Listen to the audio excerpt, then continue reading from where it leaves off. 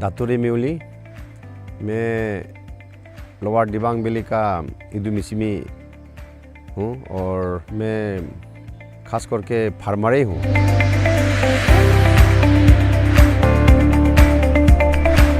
Government of Arunachal ने बताया कि ये बहुत अच्छा प्रॉफिटेबल और ये ग्रीनरी होगा, ये पाम ऑयल शुरू करो बोला। फिर कंपनी ट्री ऑयल कंपनी ने आया, हम लोग को समझाया और एक सस्टेनेबल इकोनॉमिक डेवलपमेंट होगा, फाइनेंशियली साउंड होगा, हम लोग को बताया। तो हमने भी पर्सनली इंटरेस्ट लिया। 14 फरवरी 2017 करके अभी तक मैं खुशी हुआ है, अच्छा लगा। अभी हार्वेस्टिंग शुरू हो गया मेरा। तो 207 हेक्टर्स हमारा तो इंडिया में, हम जो सुनने में इंडिया में सबसे बिगेस्ट प्लांटेशन है बोलते हैं, ऐसे इंडिविजुअल प्लांटेशन। 7-8 लाख अभी पौना मेरा निकालेगा। अभी चालान दे रहा है ओजन करके उन लोग, और 3M ऑयल कंपनी का मैनेजर आ रहा है और स्टाफ आ रहा है, उन लोगों ने काफ़ी सपोर्ट दे रहा है और एग्रीकल्चर डिपार्टमेंट का भी लोग आ रहे हैं। तो ऑल में मेरा यही फर्ज होगा कि चेनसॉ से फल कटता है। एक पेड़ को हम देखा है 20 बंचेस 20 फल को काटने में 5 मिनट्स लगा है।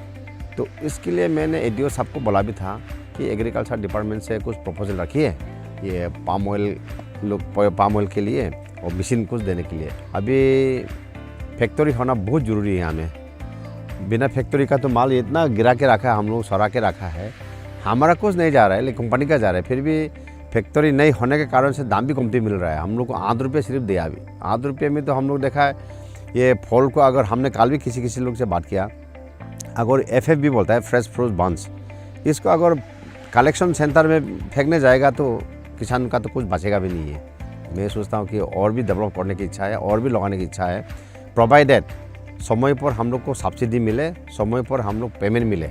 अगर हम लोग ऑर्गेनिक फार्मिंग के लिए जाएगा तो ऑर्गेनिक फर्टिलाइज़र कहाँ मिलता है हम लोग को? ऑर्गेनिक फर्टिलाइज़र तो इतना कॉस्टली है। अगर गवर्नमेंट सब्सिडी में ऑर्गेनिक फर्टिलाइज़र देता है, बहुत अच्छा है, ऑर्गेनिक हो सकता है। लेकिन जब तक ऑर्गेनिक फर्टिलाइज़र फुली नहीं होता है, अवेलेबल नहीं होता है, वो केमिकल जैसे MOP, SSP, यूरिया, ये 3 कंपल्सरी आइटम है, वो बहुत ज़रूरी है ये पाम ऑयल में। हम करके देखा है, हम इतना बड़ा डिग्री लेके नहीं बैठा है लेकिन हम प्रैक्टिकल करके देखा है। मैंने लास्ट ईयर चीफ सेक्रेटरी का चैम्बर में हमको यहाँ से रिप्रेजेंट करनी था एग्रीकल्चर का प्री बजट मीटिंग में।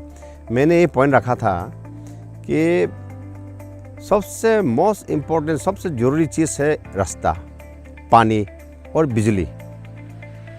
ये किसान हम लोग कर रहा है, हम अकेला नहीं कर रहा है, हमारा साथ में बहुत लोग हैं। हम बहुत लोग को सर्विस भी दे रहा हूँ। लेबर लोग को लिवलीहुड के लिए भी कुछ इंसेंटिव देने पड़ेगा, इंफ्रास्ट्रक्चर देने ही पड़ेगा। अभी मेरा यहाँ में 200 हेक्टेयर में एक ड्रिप वाटर सप्लाई के लिए दिया है, लेकिन 200 हेक्टेयर में एक ड्रिप वाटर सप्लाई कहाँ जुड़ेगा? जिसका 1 हेक्टेयर उसमें भी दे रहा है, जिसका 2 हेक्टेयर उसमें भी दे रहा है, जिसका 200 हेक्टेयर वो वही दे रहा है। और फेंसिंग भी दिया, हम देखा है 3 रोल। मेरा 200 हेक्टेयर में 3 रोल से कहाँ होगा? हम लोग इतना इंटरेस्ट लेता है, फिर भी कुछ इंफ्रास्ट्रक्चर हम लोग इंफ्रास्ट्रक्चर लाने में हम लोग नहीं सीख रहे हैं, कामयाब नहीं हो रहा है। आदमी लोग इतना बायस लगा रहा है कि पाम ऑयल जो है ज़मीन खराब करेगा, डिफोरेस्टेशन हो रहा है। अभी देखिए यहाँ इतने ग्रीनरी है, हम लोग ग्रीनरी है, पूरा ग्रीन है यहाँ में, कहाँ में ड्राई है, हम लोग का डिफोरेस्टेशन कुछ नहीं हो रहा है। हम लोग सरसों लगा के, अदरक लगा के, मकई लगा के जंगल काट रहा है, वो डिफोरेस्टेशन जरूर है। लेकिन हम लोग डिफोरेस्टेशन कर, फॉरेस्टेशन भी कर रहा है ना। हम लोग एक वर्कशॉप भी होना चाहिए, लोग को जानकार होने देना चाहिए। हम लोग भी इतना परफेक्ट एक्सपर्ट ये एक्सपीरियंस नहीं है, लेकिन अभी धीरे धीरे हम लोग भी समझ रहे हैं अच्छा चीज़ है बोल के। जहाँ बिजनेस कंपटीशन नहीं है वहाँ मोनोपोली बहुत ज़्यादा होता है। हमने 3M ऑयल कंपनी के अगेंस्ट में नहीं बोल रहा हूँ, लेकिन इन जनरल अगर कॉम्पिटिटर है, रेट भी अच्छा देगा, इंटरेस्ट भी लेगा वो, और सपोर्ट भी देगा, बहुत फैसिलिटी भी मिलेगा। तो ये एक अरुणाचल गवर्नमेंट जो कदम उठाना बहुत ही एक सुंदर माने प्रोग्राम है। तो अभी जैसे हम तो देखा है हमारे यहाँ में सरसों खेती हो रहा है ये पाम ऑयल का अंदर में, और काला दाल हो रहा है, इसका अंदर में अदरक भी है, सब खेती अभी अंदर में सब है।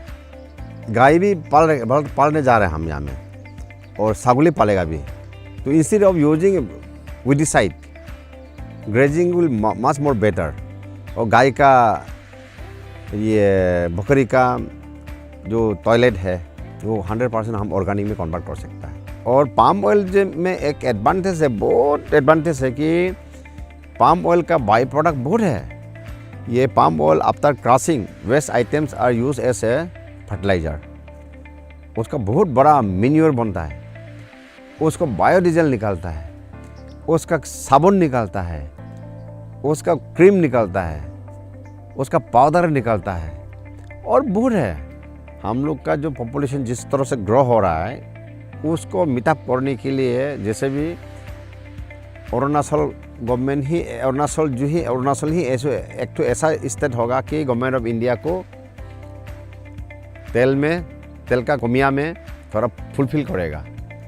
वो 60-70% शॉर्टेज जो है बहुत बड़ा शॉर्टेज है।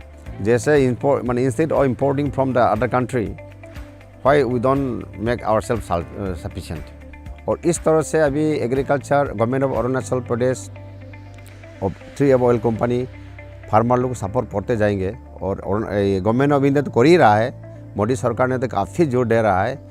तो कंटिन्यू होने से और अरुणाचल में तो हर जगह में फाइनेंशियली इकोनॉमिकली बहुत साउंड हो जाएगा। पाम ऑयल अगर हर दिशा में लग गया ना, अरुणाचल का आदमी लोग नौकरी के लिए कोई गवर्नमेंट का पास दौड़ने नहीं पड़ेगा। हमारे यहाँ पुली लगाने के लिए बिहार से आदमी आया है, हमारे यहाँ पुली लगाने के लिए उड़ीसा से आदमी आया है, हमारे यहाँ पुली लगाने के लिए आसाम से आया। तो हमारे ट्राइबल लोग में थोड़ा चेंजेस भी आने पड़ेगा, ये पुली लगाना सीखने पड़ेगा। हम ये किसी का गाली को बर्दाश्त करने सीखने पड़ेगा, ईगो कभी भी नहीं होने पड़ेगा। तो हम तो ऐसा ही करके रेस कि हम भी ऑयल पाम में ऐसा एक्सपर्ट कहाँ है, कल परसों का चीज़ है सब। लेकिन हम तो सक्सेस कर लिया। अभी success I am declaring my self that I am a successful planter.